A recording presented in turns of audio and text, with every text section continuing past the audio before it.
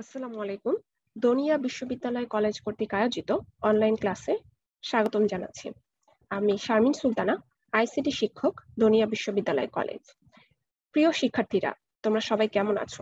আশা করি মহান আল্লাহ তাআলার অশেষ রহমতে সবাই সুস্থ আছো এবং নিরাপদে আছো। আজকের ক্লাসটি উচ্চ মাধ্যমিক দ্বিতীয় বর্ষের ছাত্রছাত্রীদের জন্য হলেও প্রথম বর্ষের ছাত্রছাত্রী যারা আছো তারাও কিন্তু উপকৃত হবে যদি মনোযোগ দিয়ে ক্লাসটি দেখো এবং বাসায় প্র্যাকটিস করো। প্রিয় দ্বিতীয় বর্ষের শিক্ষার্থীরা, কেমন পড়াশোনা চলছে? তোমাদের অটোপাস কিন্তু নাও হতে পারে, তাই পড়াশোনায় ফাঁকি দেওয়ার মতো আশা কিঞ্চিত পরিমাণ হলেও রাখা যাবে না। তোমাদের সিলেবাস ইতিমধ্যেই কিন্তু শেষ হয়ে গিয়েছে। আজকের ক্লাসটিতে আমরা কিছু সৃজনশীল প্রশ্নের উত্তর সম্পর্কে জানব। আজকে আমরা অধ্যায় 3 সম্পর্কে আলোচনা করব। একটু খেয়াল করো, কম্পিউটার স্ক্রিনে আমার একটি সৃজনশীল প্রশ্ন দেওয়া আছে। চলো প্রথমে আমরা উদ্দীপকটি খুব মনোযোগ দিয়ে পড়ে নিই। উদ্দীপকে আছে, অমি, রবিন, টনি 3 বন্ধু বাজারে গিয়ে বই কিনেছে এবং দেখো তাদের অমি যে টাকার অ্যামাউন্ট দিয়ে বইটা কিনেছে সেটি বাইনারিতে দেয়া আছে এবং রবিনের টাকাটা অক্টালে দেয়া আছে এবং টনির টাকাটা হেক্সাডেসিমালে দেয়া আছে। এখন এই উদ্দীপক থেকে তোমাদেরকে কি কি কাজ করতে হবে? প্রথমে দেখো জ্ঞানমূলকে আছে, কতে আছে চিহ্ন বিট কি, খতে আছে দুইয়ের পরিপূরকের গুরুত্ব কি, গতে আছে উদ্দীপকে অমি এবং রবিনের মধ্যে কার বইয়ের দাম বেশি এবং কত বেশি সেটা আমাদেরকে বের করতে হবে, এবং ঘতে আছে উদ্দীপকে 3 জনের বইয়ের মোট দাম কত তা অক্টাল সংখ্যা পদ্ধতি বের করতে হবে। এখানে এটা আমরা সলভ করার পর আমরা এক্সট্রা একটা কাজ করব, সেটা হচ্ছে দুইয়ের পরিপূরকের মাধ্যমে কিভাবে অমি এবং রবিনের মধ্যে কার বইয়ের দাম বেশি সেটা আমরা বের করবো। এটা হচ্ছে আমরা এক্সট্রা ভাবে শিখবো। ঠিক আছে, চলো আমরা শুরু করি। প্রথমে চিহ্ন বিট কি? চিহ্ন বিট এমন একটি বিট, আচ্ছা এটা জানার আগে আমরা একটু একটা জিনিস তোমাদেরকে, যদি এখানে জিজ্ঞেস করলে তোমরা উত্তর দিতে পারবে না তাও একটু বলি, সেটা হচ্ছে আমরা যখন নর্মাল গাণিতিক কাজে দশমিক সংখ্যা পদ্ধতি নিয়ে ব্যবহার করি, তখন এই দশমিক পদ্ধতিতে ধনাত্মক এবং ঋণাত্মক, ধনাত্মক এবং ঋণাত্মক মান কিভাবে বুঝি? ধনাত্মক সংখ্যার আগে আমরা যোগ দেখি অথবা কোনো কিছু প্লাস বা মাইনাস এই সাইন দুটো না থাকে সেটাকে কিন্তু আমরা বাই ডিফল্ট ধনাত্মক ধরে নিই, কিন্তু কোনো সংখ্যার আগে যখন আমরা এই মাইনাস চিহ্নটা দেখি তখন কিন্তু সেটাকে আমরা ঋণাত্মক হিসেবে গণ্য করি। এখানে একটা কথা হচ্ছে গিয়ে, বাইনারি সংখ্যা পদ্ধতিতে এই ধনাত্মক এবং ঋণাত্মক সংখ্যা পদ্ধতি বোঝানোর জন্য কি করা হয়? দুটি বিট ব্যবহার করা হয়। একটি বিট হচ্ছে 0 এবং অন্যটি হচ্ছে 1। এই যে 0 এবং 1 এই দুইটা বিট কিন্তু চিহ্ন বিট। কখন? যখন আমরা এই দুইটি বিটকে সর্ববামে ব্যবহার করব। অর্থাৎ বাইনারি সংখ্যা পদ্ধতিতে বাইনারি সংখ্যাটি ধনাত্মক হবে নাকি ঋণাত্মক হবে তা বোঝানোর জন্য আমরা সর্ববামে 0 এবং 1 ব্যবহার করে থাকি এবং এদেরকে বলা হয়ে থাকে কি? চিহ্ন বিট। চিহ্ন বিট যদি 0 হয় সেক্ষেত্রে সংখ্যাটি কি হবে? ধনাত্মক, এবং চিহ্ন বিট যদি 1 হয় সেক্ষেত্রে সংখ্যাটি কি হবে? আমার ঋণাত্মক। এখন চলো একটা এক্সাম্পলের মাধ্যমে জিনিসটা বুঝে নেই। ধরো সাপোজ একটি সংখ্যা 12, 10, এটা দেখো একটা ডেসিমাল সংখ্যা, ঠিক আছে, এবং এর বাইনারি মানটা দেখো, একটু খেয়াল করো, বাইনারি মান হচ্ছে 11002। এখন আমরা কি করব? 8 বিট রেজিস্টার ব্যবহার করে +12, 10 এবং -12, 10 বের করব। আমাকে বুঝতে পেরেছো আমার কথাটা? 8 বিট রেজিস্টার ব্যবহার করে। এখন রেজিস্টার কিন্তু 8 বিট না, তোমার হচ্ছে গিয়ে কত বিট হতে পারে? তোমার 16 বিটও হতে পারে, 32 বিটও হতে পারে, 64 বিটও হতে পারে। তো আমরা এখন কি করব? 8 বিটের একটি রেজিস্টার ব্যবহার করে দেখব কিভাবে +12, এবং -12 বের করা যায়। ওকে, চলো আগে আমরা স্ক্রিন লেখাগুলো মুছে নেই।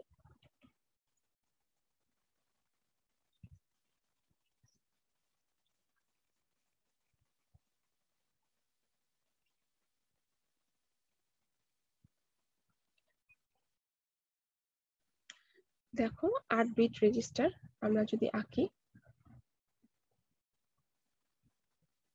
1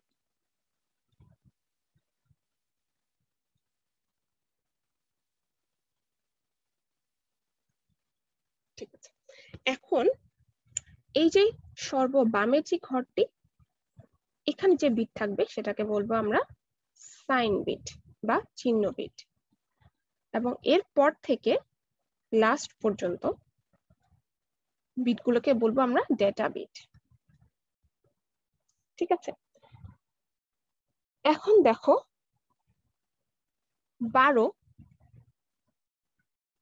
এটার বাইনারি মান কি?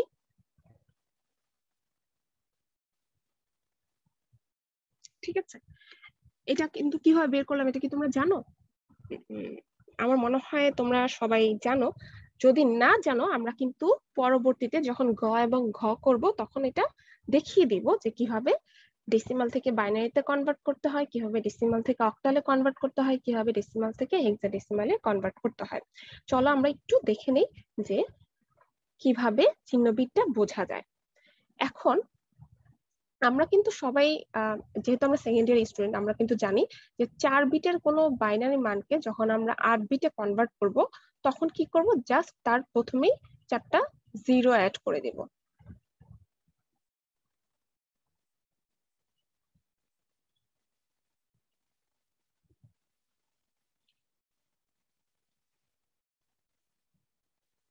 দেখো এখানে কিন্তু কি হয়ে গেল, আমার 8 বিটের বাইনারি মান বের হয়ে গেল। সো এটা তাহলে আমরা এখন রেজিস্টারে বসাই, রেজিস্টারের মেমোরিতে বসাই।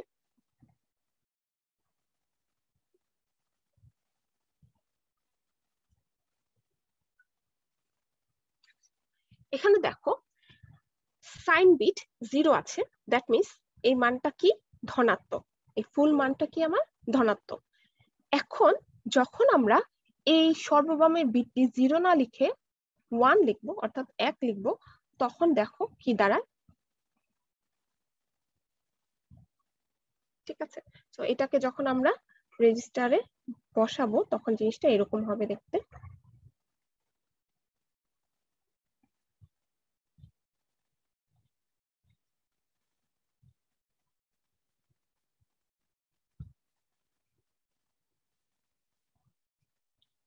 দেখো এখানে সর্ববামের বিটটা মানে অর্থাৎ সাইন বিটটা কি আছে, 1 বা 1, এখানে দেখা আছে 1। এটাই হচ্ছে আমাদের কি -12 এর মান। এখন কথা হচ্ছে আমরা যেভাবে এই কাজটা করলাম সেটাকে বলছে প্রকৃত মান গঠন, এবং এই কাজটা কিন্তু এখন যে ডিজিটাল ডিভাইস আছে, ডিজিটাল ডিভাইস সেখানে কিন্তু এটা গ্রহণযোগ্য নয়। কারণ কি, এটার সার্কিট ডিজাইন অনেক কঠিন। তাই আমরা এখন এই পদ্ধতিতে মানে হচ্ছে একবারে তোমার সর্ববামের বিটটাকে 1 করে দিয়ে যে ধনাত্মক আর ঋণাত্মক বোঝানো হয় সেটা আর করানো হয় না। আমরা এখন কি করি, ডিজিটাল ডিভাইসে 2 এর পরিপূরকের মাধ্যমে এই ঋণাত্মক মানগুলা বোঝানো হয়। 2 এর পরিপূরকের মাধ্যমে কিন্তু ধনাত্মক এবং ঋণাত্মকের মানগুলো খুব সহজে সার্কিট ডিজাইন করা যায় এবং খুব সহজেই এগুলো নিয়ে কাজ করা যায়। ঠিক আছে, তাহলে আশা করি বুঝতে পেরেছো চিহ্নবিট কি। চিহ্নবিট হচ্ছে বাইনারি, একটি বাইনারি সংখ্যা ধনাত্মক নাকি ঋণাত্মক তা বোঝানোর জন্য সর্ববামে যে বিটটি ইউজ করা হয় সেটাকে কি বলছি আমরা, চিহ্নবিট। এবং চিহ্নবিট কয়টি, দুইটি, একটি হচ্ছে 0 এবং এটি হচ্ছে 1। 0 দ্বারা ধনাত্মক এবং 1 দ্বারা কি বোঝাচ্ছে, ঋণাত্মক মান বোঝাচ্ছে। আশা করি বুঝতে পেরেছো।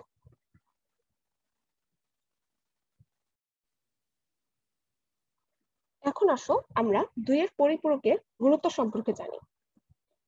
দেখো আমরা যখন চিহ্নবিট শিখেছি তখনই কিন্তু প্রকৃত মান গঠনের মাধ্যমে বাইনারির ঋণাত্মক মান উপস্থাপন শিখে ফেলেছি, কিন্তু আমি কিন্তু আগেই বলেছি এটি কিন্তু এখন আর গ্রহণযোগ্য নয়। এখন আমাদের ডিজিটাল ডিভাইসে 2 এর পরিপূরক ব্যবহার করা হয়। চলো একটু দেখে নিই কিভাবে 2 এর পরিপূরক ব্যবহার করা হয়। দুইয়ের পরিপূরকের গঠন করতে হলে আমরা কি করতে হবে, যে কোনো বাইনারি সংখ্যার প্রথমে একের পরিপূরক করতে হবে। আমরা একের পরিপূরক কিভাবে করি? একের পরিপূরক করাটা খুবই সহজ। যে বাইনারি মানটা থাকবে সেটাকে শুধুমাত্র আমরা বিপরীত করব, অর্থাৎ 0 থাকলে 1 করব এবং 1 থাকলে 0 করব। আমরা যখন এই ধনাত্মক বাইনারি সংখ্যার একের পরিপূরক করার পর যে মানটি পাবো, সেই মানটির সাথে যখন আমরা 1 যোগ করব, তখনই আমরা 2 এর পরিপূরকের মানটি পেয়ে যাব। অর্থাৎ সেই মানটির কিন্তু মান কি ঋণাত্মক। চলো, মনে হয় কথা একটু বুঝতে কষ্ট হচ্ছে, আমরা একটু উদাহরণের মাধ্যমে দেখি।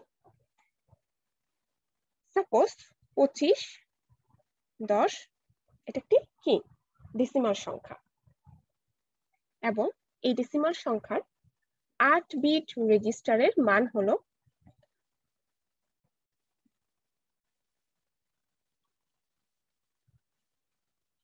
বাইনারি মান হলো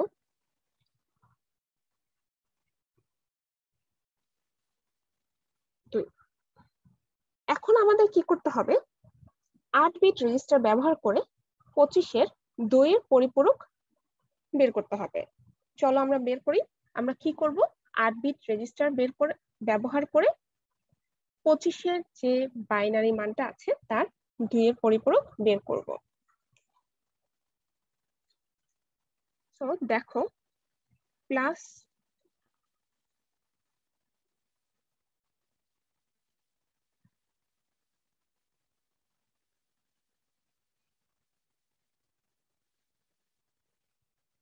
প্রথমে আমরা একের পরিপূরক করব, অর্থাৎ বিট গুলোকে উল্টিয়ে দিব।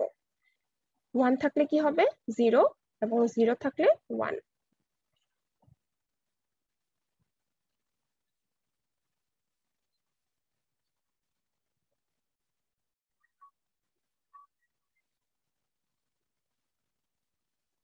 এটা কি করেছি আমরা, একের পরিপূরক।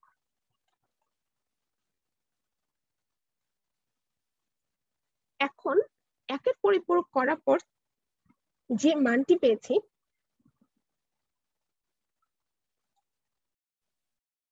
এটির সাথে 1 যোগ করে আমরা বের করব 2 এর পরিপূরকের মান।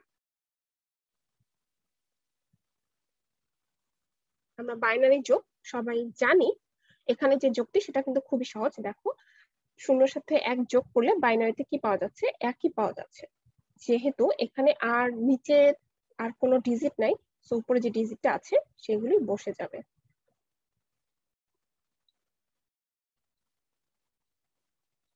ফাইনালি আমরা কি পেয়ে গেলাম, 25-এর ঋণাত্মক মান। দেখো, এখানে সর্ববামের বিটটি কি 1 আছে। এই 1 দ্বারাই বোঝাচ্ছে যে 25 যে বাইনারি মানটা পেয়েছি, 25-এর যে বাইনারি মানটি পেয়েছি সেটি ঋণাত্মক, অর্থাৎ এটি মাইনাস 25-এর বাইনারি মান। আশা করি বুঝতে পেরেছো। এখন চলো একটু আলোচনা করি যে কেন তোমার হচ্ছে গিয়ে এত গুরুত্ব, 2 এর পরিপূরকের গুরুত্ব কেন এত বেশি, এবং এটা কিন্তু পরীক্ষা আসার মতন একটি কোশ্চেন। ডিজিটাল ডিভাইস গুলোতে কিন্তু এখন আর প্রকৃত মান এবং একের পরিপূরক ব্যবহার করা হয় না, কারণ এদের গঠন সহজ সরল হলেও তোমার কিন্তু সার্কিট বাস্তবায়ন অনেক কঠিন হয়ে যায়। অপরদিকে 2 এর পরিপূরক ব্যবহার করা কিন্তু খুবই সহজ, এবং এই 2 এর পরিপূরক ব্যবহার করে তোমার সার্কিট ডিজাইন করা, সার্কিট এবং যোগ বিয়োগের কাজ করা দুইটাই কিন্তু অনেক সহজ হয়ে যায়, এবং সার্কিট ডিজাইনের জটিলতাও কিন্তু কমে যায়। আর 2 এর পরিপূরকের ক্ষেত্রে সরল বর্তনী ইউজ করা হয়, যা কিনা তোমার দামে অনেক কম এবং সেটা খুবই ফাস্ট কাজ করে, অর্থাৎ এক্সিকিউশন টাইমটা কম হয়। চলো এবার আমরা গতে কি আছে, অর্থাৎ গতে কি প্রশ্ন আছে তা একটু দেখে নিই। গতে প্রশ্নটা আছে, অমি এবং রবিনের মধ্যে কার বইয়ের দাম বেশি এবং কত?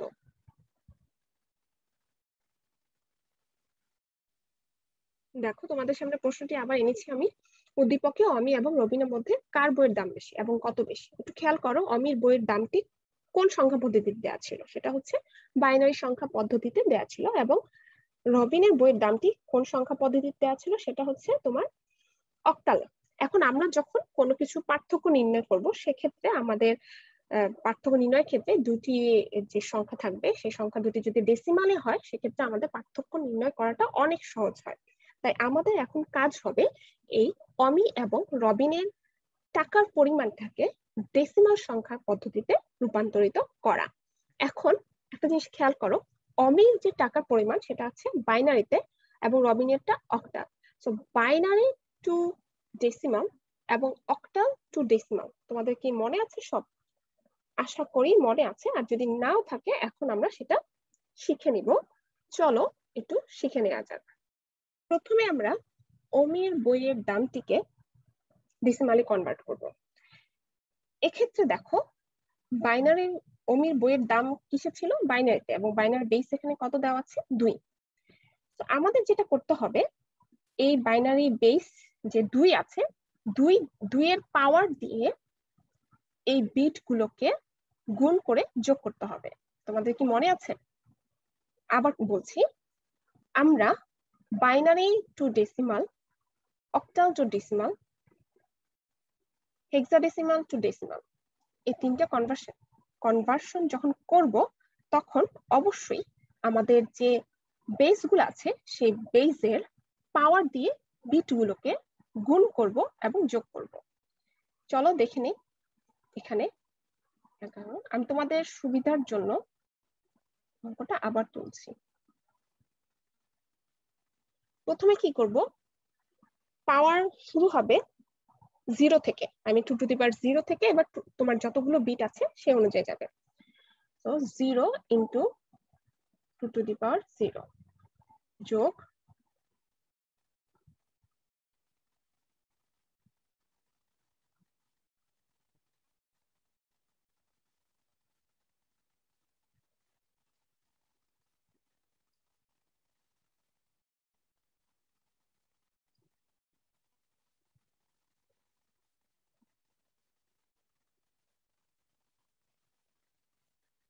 আচ্ছা, এখন একটা জিনিস মনে রাখবে, কোনো কিছুর উপরে পাওয়ার 0 মানে সেটা 1 হবে। সেটা যদি 8-এর উপরে পাওয়ার 0 হতো, সেক্ষেত্রে কি হতো? তোমার 1 হতো। যদি 16-এর উপরে পাওয়ার যদি 0 হতো, তাহলে সেক্ষেত্রে কি হতো? 1। তাহলে এখন দেখো 2 এর উপরে পাওয়ার কি আছে? 0 আছে, তাহলে এটা মান কত হবে? 1। কিন্তু 0-র সাথে 1 গুণ করলে আমার রেজাল্ট কি হবে? 0। চলো বাকিগুলো করি। 2 এর উপরে পাওয়ার আছে কত?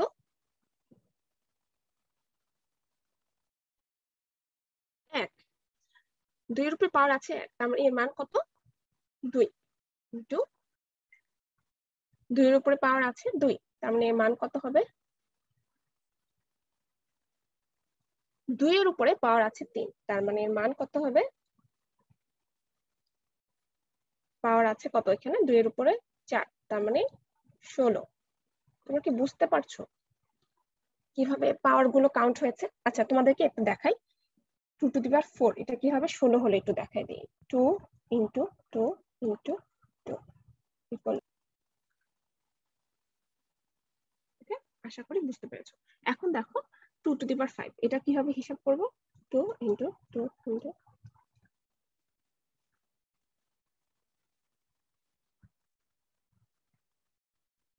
এটা কিভাবে হবে?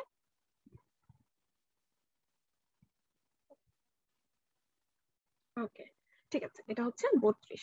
2 দোকানে 4, 4 দোকানে 8, 8 দোকানে 16 এবং 16 দোকানে 32। তাহলে এখানে লিখবো আমরা 1 ইন্টু 32। এখন দেখো আমাদের কাজ কিন্তু সহজ হয়ে গেছে। 32 একে 32 যোগ 16 একে 16, এখানে যেহেতু 0-র সাথে 8 গুণ হবে 0, 4, 2, 0, এবং ফাইনালি যোগফল কত হবে আমাদের?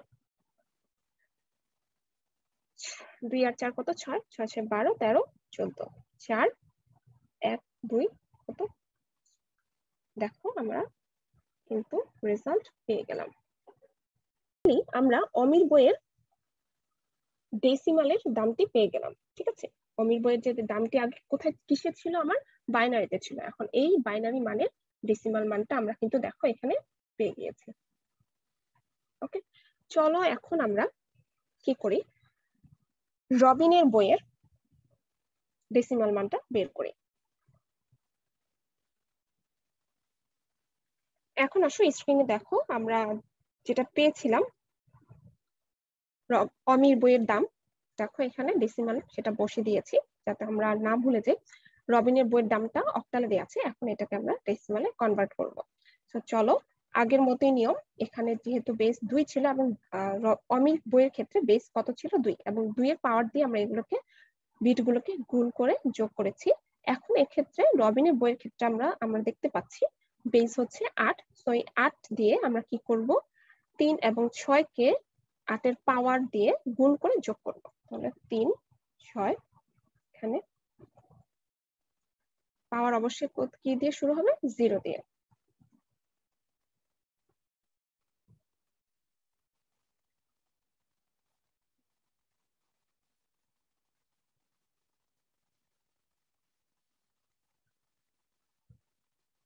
দেখো ফাইনালি কিন্তু আমরা রবিনের বইয়ের ডেসিমাল মানটা পেয়ে গেলাম। আশা করি বুঝতে পেরেছো, এখানে 8 এর পাওয়ার কি আছে, 0 আছে, আর কোনো কিছুর পাওয়ার 0 থাকা মানে সেটা কি হয়ে যাবে, 1। দেখো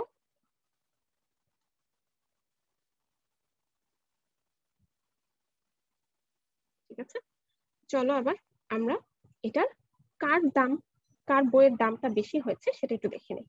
এখানে দেখো রবিনের বইয়ের দাম কত ছিল, 54 টাকা, এবং অমির বইয়ের দাম ছিল 54 টাকা এবং রবিনের বইয়ের দাম হচ্ছে 30 টাকা। স্বাভাবিকভাবে বুঝতেই পারছো অমির বইয়ের দামটা বেশি ছিল। কত বেশি ছিল সেটা বের করার জন্য আমরা কি করব, জাস্ট বিয়োগ করে দিব। এটা 24 টাকা বেশি ছিল। তো আমাদের গয়ের উত্তর আমরা পেয়ে গেলাম। আশা করি বুঝতে পেরেছো। চলো এখন আমরা ঘ নাম্বার কোশ্চেনে চলে যাই। আমরা ক নাম্বার সমাধান করেছি, ক খ গ তিনটাই সমাধান করেছি, এখন আমরা সমাধান করব ঘ। ঘতে কোশ্চেনটা তোমরা দেখো আবার, উদ্দীপকে 3 জনের বইয়ের মোট দাম কত তা অক্টাল সংখ্যা পদ্ধতিতে বের করো। এখন এই 3 জনের বইয়ের মোট দাম কত সেটা আমাদের প্রথমে বের করতে হবে, সেই দামটিকে আমাদের অক্টালে কনভার্ট করতে হবে। আমরা কিন্তু ইতিমধ্যেই অমি এবং রবিনের বইয়ের টাকাটাকে ডেসিমাল সংখ্যা পদ্ধতিতে কনভার্ট করেছি এবং কিভাবে কনভার্ট করতে হয় সেটাও জেনেছি। এখন আমাদের কি কাজ করতে হবে, যেহেতু আমাদের টোটাল বের করতে হবে এবং আমরা অলরেডি অমি এবং রবিনের টাকার অ্যামাউন্ট ডেসিমালে কনভার্ট করেছি, তাই আমরা যদি এখন টনির টাকার অ্যামাউন্টটাকে ডেসিমালে কনভার্ট করি সেক্ষেত্রে আমাদের টোটাল বের করতে খুবই সহজ হবে। চলো আমরা এখন, আমাদের প্রধান কাজ হচ্ছে টনি যে টাকায় বইটি কিনেছে সেই টাকার অ্যামাউন্টটাকে আমরা কিসে কনভার্ট করব, ডেসিমালে কনভার্ট করব।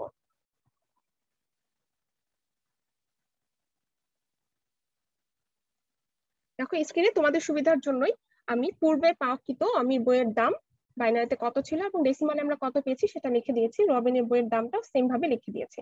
এখন আমরা কি করব, টনির বইয়ের দামটিকে ডেসিমালে কনভার্ট করব। চলো শুরু করা যাক। তো তোমাদের নিয়মগুলো আশা করি মনে আছে, আমরা পূর্বেও কি করেছি, বাইনারি থেকে যখন ডেসিমালে কনভার্ট করেছি তখন বাইনারির পাওয়ার দিয়ে বিটগুলোকে গুণ করে যোগ করেছি। অক্টালের ক্ষেত্রে সেম, এখন আমরা হেক্সাডেসিমালের ক্ষেত্রেও সেম করব। হেক্সাডেসিমালে দেখো বেস কত দেয়া আছে, 16। তো আমরা এই ক্ষেত্রে কি করব,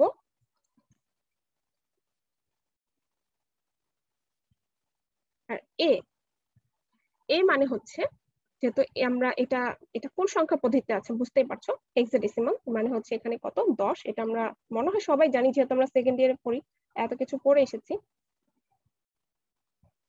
চলো এখন এগুলো গুণ করি, গুণ করে দেখো কি পেয়েছি। 16-র উপরে কি আছে, পাওয়ার এখানে 0 আছে, তো এটা কি হবে, তাহলে আমাদের ফাইনালি আমরা পেয়ে গেলাম টনির বইয়ের মূল্য 169 টাকা। তো আমরা এখানে লিখে দিই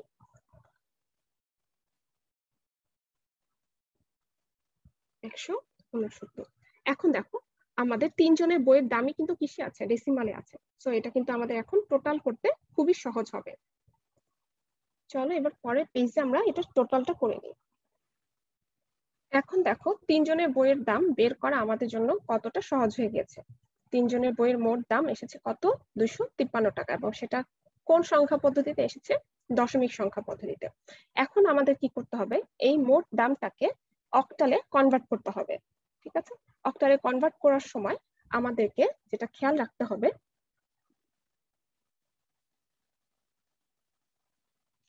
নিয়মটা খেয়াল রাখতে হবে। এখানে দেখো তোমার decimal two binary, decimal two octal এবং ডেসিমাল টু হেক্সাডেসিমাল, এই তিনটাই কিন্তু আমরা সেম রুলস ফলো করে করব। ঠিক আছে, চলো আমরা একটু দেখে নিই কিভাবে কাজটা করা যায়।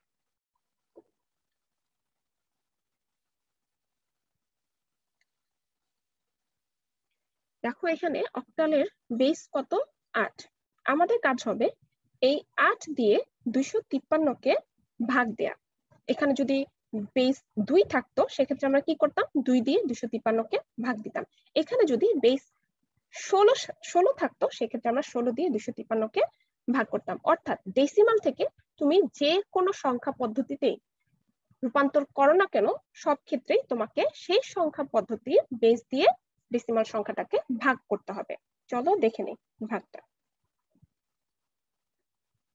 আচ্ছা, 253কে 8 দিয়ে ভাগ দিব। তোমাদের সুবিধার জন্য আমি একটু রাফ দেখিয়ে দিচ্ছি এখানে।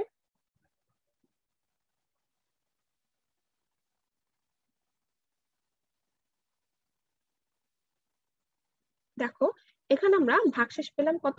5, এবং ভাগফল কত পেয়েছি? 31। তো আমরা কি করব? ভাগফলটা এখানে লিখবো, ভাগশেষ। আমার মনে হয় এগুলা যেহেতু রূপান্তর, এগুলো কিন্তু আগেই করানো হয়েছে, তোমাদের কাছে সহজ, বুঝতে সহজ হচ্ছে আশা রাখি।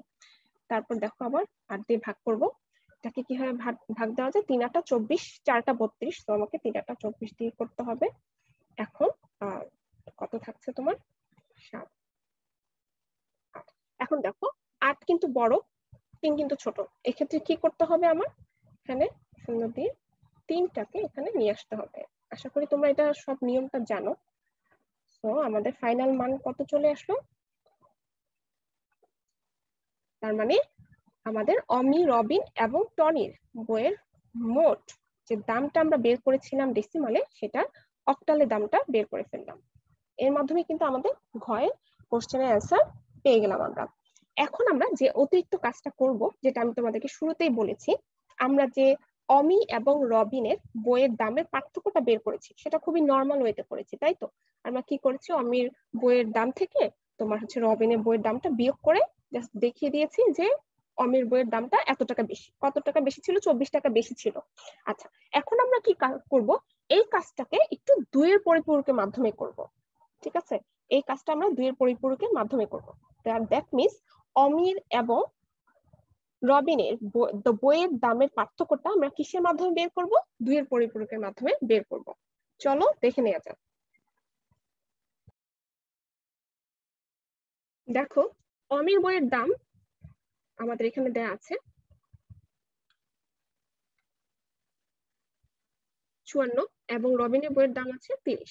এবং এই যে বইয়ের দামের যে পার্থক্যটা, অর্থাৎ কার বইয়ের দামটা কত বেশি নিয়েছে, সেটা আমরা কিভাবে বের করব? জাস্ট 54 থেকে 30 বিয়োগ দিলে কিন্তু আমরা বের করে ফেলবো। কিন্তু এই কাজটা আমরা এখন কি করব? 2 এর পরিপূরকের মাধ্যমে করব। তাহলে 2 এর পরিপূরকের মাধ্যমে আমরা এখন অমির এবং রবিনের বইয়ের দামের পার্থক্যটা বের করব। প্রথমে আমাদের যে কাজটা করতে হবে, এদের পার্থক্যটা এভাবে আইডেন্টিফাই করতে হবে। এবং সবসময় মনে রাখবে 2 এর পরিপূরকের ক্ষেত্রে বিয়োগের কাজও যোগের মাধ্যমে করতে হবে, যোগের কাজও যোগের মাধ্যমে করতে হবে। অর্থাৎ এখানে বিয়োগ থাকলেও সেটাকে আমরা যোগের মাধ্যমে সমাধান করব। চলো এই কাজটা কিভাবে করব। সমীকরণটা আছে এবং নিচের যে সমীকরণটা আছে, এটার মধ্যে কোনো পার্থক্য খুঁজে পাচ্ছ? এখানে কিন্তু কোনো পার্থক্য নাই। আমি যদিও দেখো উপরে মাইনাস চিহ্নটা মাঝখানে ছিল, আমি এখানে মাঝখানে প্লাস চিহ্নটা দিয়েছি। এটা কারণ হচ্ছে আমি এখন 2 এর পরিপূরক নিয়ে কাজ করছি, এবং 2 এর পরিপূরক দিয়ে আমরা বিয়োগের কাজটাও কিসের মাধ্যমে করি? যোগের মাধ্যমে করি। তাই কিন্তু এখানে যোগ চিহ্নটা দেওয়া হয়েছে। এবং দেখো এখানে আমি ব্র্যাকেটের মাধ্যমে -30 লিখেছি, খেয়াল করেছো? আচ্ছা, এখন তুমি দেখো এই ব্র্যাকেটটা যদি উঠায় ফেলো, দেখো মাইনাসে প্লাসে কি হয়ে যাচ্ছে? আলটিমেটলি কিন্তু আমার এই ইকুয়েশনটাই চলে আসছে। সো এমন ভাবে তোমাকে ইকুয়েশনটা দাঁড় করাতে হবে যেন ইকুয়েশনে মিনিং এর কোনো পরিবর্তন না হয়। ঠিক আছে, চলো এখন খেয়াল করি 8 বিট রেজিস্টারের জন্য রেজিস্টারের 54 10 এর বাইনারি মান কত হয়। বাইনারি মান কত পেয়েছিলাম আমরা কিন্তু এর আগে দেখেছি এটা বাইনারি মান কত ছিল আমাদের। ঠিক আছে, এখানে কয়টা আছে, 1টা 2টা 3টা 4টা 5টা 6টা, সো আমরা আমি যদি 2টা অ্যাড করে দিই তাহলে হয়ে যাবে। আবার 8 বিট রেজিস্টারের বাইনারি মান কত আসছে এখানে,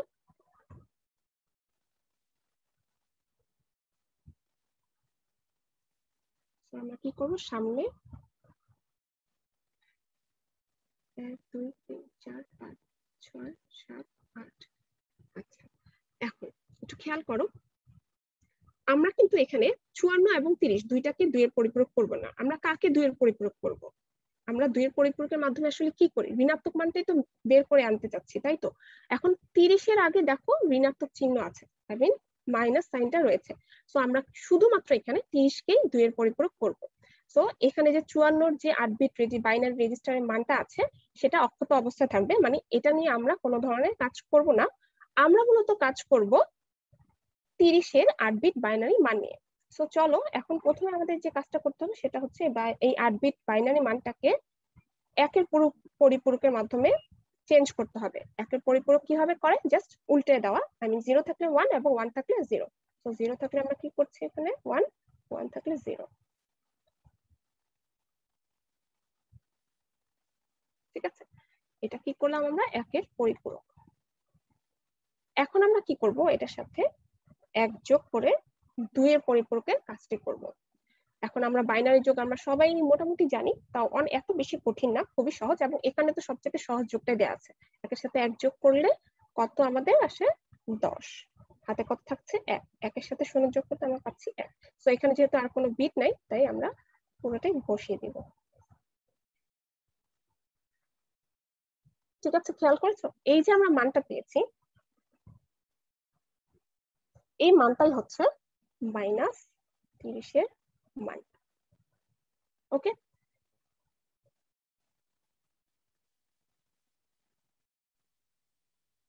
এখন খেয়াল করো আমরা এখন পার্থক্য নির্ণয় করব।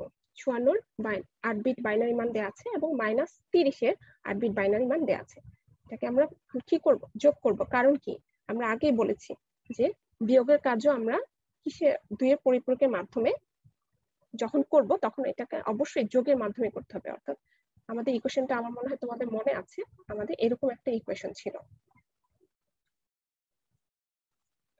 এই ইকুয়েশনের কাজটাই কিন্তু এখন আমরা করব। তাহলে চলো এখানে ফাইনালি কি পাচ্ছি আমরা,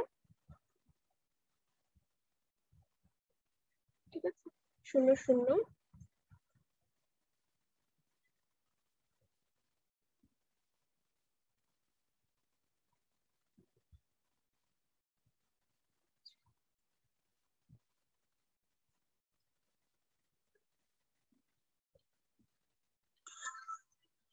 এখন দেখো ফাইনালি আমরা যে রেজাল্টটা পেলাম, এখানে 9 নাম্বার যে বিটটা সেটা হচ্ছে আমাদের অতিরিক্ত বিট, অ্যান্সার লেখার সময় এটা না, এটা লেখার দরকার নেই, আমাদের মেইন রেজাল্টটা হচ্ছে এতটুকু।